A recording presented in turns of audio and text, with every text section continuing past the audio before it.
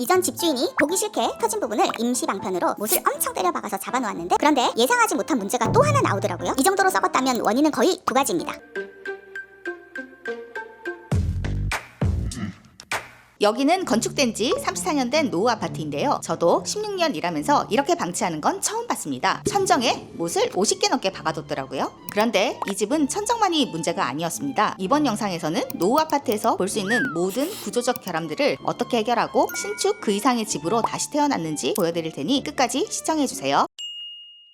어머, 이 사진 좀 보세요. 도배지가 울퉁불퉁하죠? 천정을 보면 못인지 앞정인지 도대체 왜 이렇게 했을까요? 원인은 바로 윗집 누수인데요. 이전 집주인이 보기 싫게 터진 부분을 임시 방편으로 못을 엄청 때려 박아서 잡아놓았는데, 더 보기 싫은 정말 기이한 장면이 연출돼 버렸네요. 여러분이 사진과 같은 누수를 발견했다면 먼저 관리사무소를 통해서 윗집에 바로 알리셔야 누수도 잡고 처진 천장도 새로 마감할 수 있습니다. 여기서 많이들 실수하시는 게, 누수는 겉만 도배한다고 해결되는 문제가 아닙니다. 저희 디자인 바나나 같은 경우 정확한 원인 파악과 해결을 위해 천장과 맞닿은 벽체 부분의 구조적인 문제도 함께 고려하게 되는데요. 반대편 벽체를 보시면 칼로 두부를 가른 것 같이 천장부터 바닥까지 길게 크랙이 가 있죠. 이건 욕실 벽체가 벽돌이 아닌 ALC 블록으로 되어 있기 때문인데요. 과거에는 빠른 시공이 가능해서 이 자재를 많이 썼었거든요. 이게 벽돌에 비해 다공질이라 습기에 취약해 이렇게 크랙이 가기 쉽습니다. 윗집 누수로 생긴 습기와 ALC의 특성이 겹치면서 크랙이 더 심해진 거죠. 자, 여러분이 인테리어 공사를 하는데 ALC 블록이 발견됐다는 연락을 업체한테 받았다? 그럴 땐 당황하지 말고 딱 이렇게 하라고 하시면 됩니다. 미장을 전체적으로 하고 심하게 크랙이 난 곳은 물속에서도 쏠 수 있는 변성 실리콘으로 기밀하게 마감해달라고 하세요. 업체가 뭐하러 그렇게까지 하냐고 하시면 걸으면 됩니다. 우리는 신축이 아니라 구축을 공사하는 거잖아요. 구축 아파트는 이렇게까지 해줘야 속까지 튼튼한 집으로 다시 태어나게 됩니다. 그런데 진짜 문제는 공사 경험이 적은 업체라면 ALC 블록 자체를 모르는 경우가 덜어 있더라고요. 구분하는 방법은 의외로 간단합니다. ALC 블록은 600 곱하기 400 사이즈라 눈으로 봐도 큼직하고 손으로 만져보면 매끈합니다. 반대로 일반 벽돌은 한 장의 크기가 훨씬 작다 보니 촘촘하고 표면도 거칠거칠하죠. 그러니까 인테리어 할 때 업체가 해당 단지 시공 경험이 풍부한지 아는 게 얼마나 중대한 상황인지 아시겠죠? 이제는 상담하기 전에 이 아파트 공사를 해본 적이 있으세요? 라고 반드시 물어보세요. 같은 구축이라도 단지마다 구조가 다르기 때문입니다. 썸네일에서 본 거실이죠? 이렇게 멋진 공간이 예전에는 이랬는데요. 구축 아파트는 겉으로 보면 멀쩡해 보이는데 수평이 잘 안 맞는 건 기본이고, 심한 경우에는 천정 골조가 썩어서 이렇게 손으로 밀면 올라갈 정도로 처지기도 합니다. 겉만 비싼 자재로 마감한다고 해서 완벽하게 해결할 수 없기에 웬만해선 비용을 좀 더 들여서라도 천정은 올 철거를 권장해 드리고 있습니다. 그런데 예상하지 못한 문제가 또 하나 나오더라고요. 확장부 안쪽 나무가 완전히 썩어 있죠? 이 정도로 썩었다면 원인은 거의 두 가지입니다.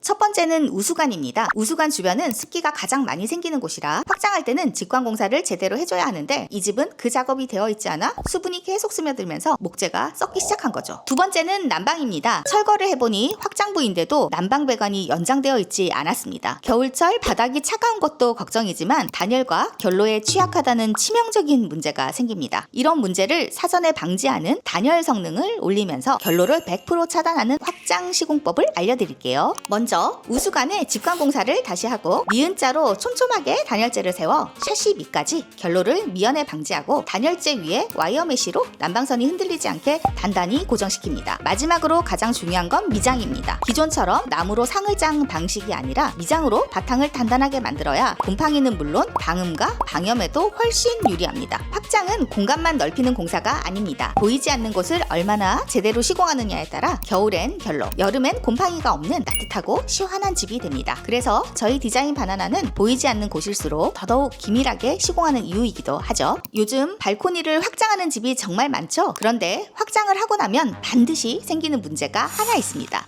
짐둘 곳이 없어졌네? 그렇습니다. 발코니를 확장한다는 건 기존의 창고를 없애는 것이기 때문에 짐을 마땅히 보관할 장소가 없어지는 겁니다. 이럴 때 현관에 팬트리장을 구성하도록 제안드리는데요. 골프백이나 유모차, 접이식 자전거 같이 무거운 짐들을 현관에서 바로 꺼내 쓰고 귀가했을 때 바로 수납이 가능해 굳이 집 안쪽 발코니까지 들고 갈 필요가 없다는 큰 장점이 있어 이제는 선택이 아닌 필수가 됐다고 저는 생각해요. 그런데 팬트리 공간을 만들고도 의외로 후회하시는 분들이 많습니다. 왜 그럴까요? 골프백이 안 들어가고 유모차를 넣으려니 문이 안 닫히고 콘센트가 없어서 전동 킥보드를 거실에서 충전하는 거죠. 그래서 팬트리는 마감재를 먼저 고르는 게 아니라 무엇을 넣을지부터 정해야 합니다. 선반의 간격은 어떻게 할지, 도어는 슬라이딩으로 할지 폴딩으로 할지, 전자기기를 충전할 콘센트는 어디에 몇 개나 넣을지 잘 고민하시고 계획하셔야 한다는 거죠. 만약 현관에 공간이 도저히 안 나온다 하면 이 방법을 써보세요. 저희가 자주 쓰는 레이아웃인데 팬트리를 넣기로 한 방향에 철거 단계에서 벽을 털어 팬트리 공간을 확보하는 건데요. 보통은 현관 옆방은 서재나 작업실로 쓰는 사무 공간으로 설계를 하셔서 다소 공간이 줄어들어도 크게 지장이 없습니다. 다만 벽을 철거한다면 보시는 것처럼 분배기가 떡하니 나오는 경우도 간혹 있는데요. 이럴 때는 당황하지 말고 팬트리장 하부에 속장을 설계하면 분배기는 깔끔하게 숨기고 그 외 수납 공간은 충분히 확보하실 수 있습니다. 이 집에서 제일 불편했던 게 뭔지 아세요? 실직하러 처음 들어갔을 때 주방이 유독 이상했는데 가장 먼저 눈에 들어온 건 요리를 하면서 가장 자주 열어야 하는 냉장고가 주방 밖으로 나와 있었고 정작 주방에는 수납이 부족해 포화 상태였던 것이죠. 이렇게 되면 불편한 게 한두 가지가 아니죠. 식재료 하나를 꺼내려 해도 주방 밖으로 몇 걸음 나가야 하고 조리대에는 물건들이 늘 올라와 있으니 정작 요리할 공간은 점점 좁아집니다. 여기서 많은 분들은 주방이 좁아서 어쩔 수 없네 라고 생각하실 텐데요. 저는 원인을 조금 다르게 봤습니다. 주방의 평수가 부족한 게 아니라 레이아웃이 잘못됐다고 말이죠. 그래서 가장 먼저 한 일은 냉장고부터 옮기는 게 아니라 아일랜드를 넣는 것이었습니다. 이 집에서 부족한 수납을 늘리면서 주방 안에 있던 짐을 인근으로 옮겨줄 필요성이 있었기 때문인데 이런 레이아웃을 구상하면 주방 내부에 공간이 생겨 냉장고장을 짤 여유가 생깁니다. 그런데 저는 하나가 더 아쉬웠습니다. 이대로만 시공하면 식탁에 앉아도 요리하는 사람과 계속 등을 지게 된다는 점인데 주방 끝 쪽에 있는 후드를 아일랜드가 보이는 반대편으로 옮겨줄 필요가 있었어요. 그래야 요리하는 사람의 얼굴을 보면서 대화할 수 있겠죠? 그런데 여기서 문제가 하나 더 생깁니다. 100파이가 넘는 자바라가 천장을 지나와야 했고 결국 후드를 옮기려면 단내림 시공이 필수 불가결한데 다이닝 공간에도 시스템 에어컨을 넣을 계획이어서 기역자로 길게 쭉 뽑아 라운드로 굴려줬는데요. 이렇게 하면 후드 이전 때문에 생긴 단이 아니라 오히려 주방과 다이닝 공간을 이어주는 멋진 포인트가 됩니다. 수납을 챙기기 위해선 가장 많이 고민하는 게 바로 옷장인데요. 붙박이장과 시스템장 중 어떤 게 더 좋냐는 질문을 정말 많이 받습니다. 저는 개인적으로 바닥에서 천장까지 꽉 채워 제작해 깔끔하게 시공되는 붙박이장을 좋아하긴 하지만 한정된 예산과 개개인의 니즈가 있으니 장단점을 확실히 알고 선택하시는 게 인테리어 후에 사시는데 후회가 없어요. 붙박이장 장점은 기성 제품과 다르게 빈틈없는 깔끔한 시공이 가능하다는 점과 문을 닫아 보관할 수 있기 때문에 먼지가 쉽게 타지 않아 옷이나 이불을 효율적으로 보관이 가능하다는 게 있습니다. 그런데 이렇게 매력적인 붙박이장임에도 명확한 단점이 3개나 있는데요. 일단 여닫이 기준으로 깊이가 60이가 일반적이고 슬라이딩 기준으로는 70으로 시스템장에 비해 더 깊은 공간을 필요로 합니다. 또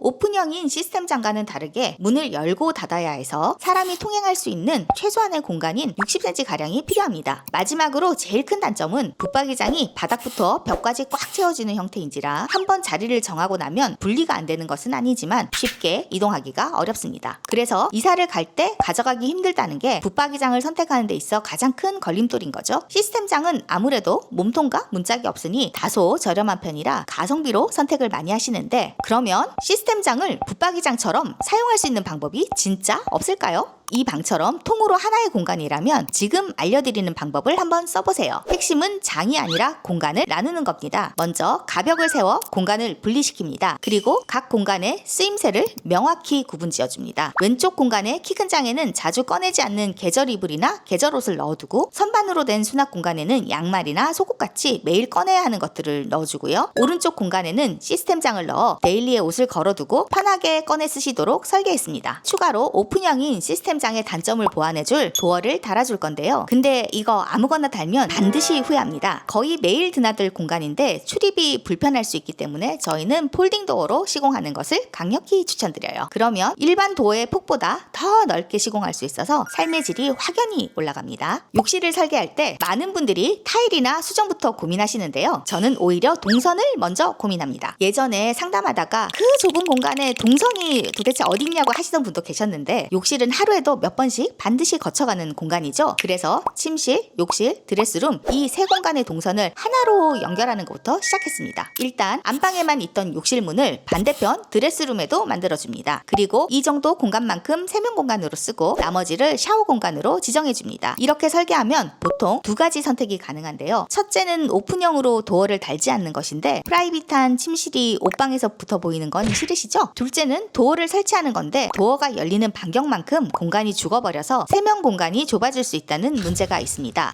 듣다 보니 첫 번째는 불편하고 두 번째는 손해잖아요. 그래서 저희는 새로운 세 번째 방법을 선택했는데요. 정답은 도어의 종류였습니다. 슬라이딩 도어를 설치하면 프라이버시는 지키면서 죽는 반경을 없앨 수 있습니다. 참고로 슬라이딩 도어를 포켓으로 설계하면 잠금 장치도 달 수 있습니다. 세면 공간은 파우더 공간과 동일한 기능을 위해 사용성을 최대한 높여봤는데요. 세면대 하부에는 발이 들어갈 수 있도록 끼움 시공해 더 편하게 사용할 수 있게 했고 하부장 내부에 콘센트도 2구로 넣어드렸습니다. 키 큰 장 내부는 선반 형태로 구성해 수납력을 극대화했고요. 마지막으로 세면 공간과 욕실이 하나의 공간처럼 인식될 수 있도록 매립 거울이 들어간 벽체에는 욕실과 동일한 타일로 마감해 타일의 로스도 줄이고 공간도 훨씬 넓고 완성도 있게 연출할 수 있었습니다. 참고로 지금까지 영상으로 보신 분당, 순회동, 파쿠타운의 다른 공간과 시공 디테일들은 고정 댓글에 함께 정리해 두었습니다. 디자인 바나나 한실장이었습니다.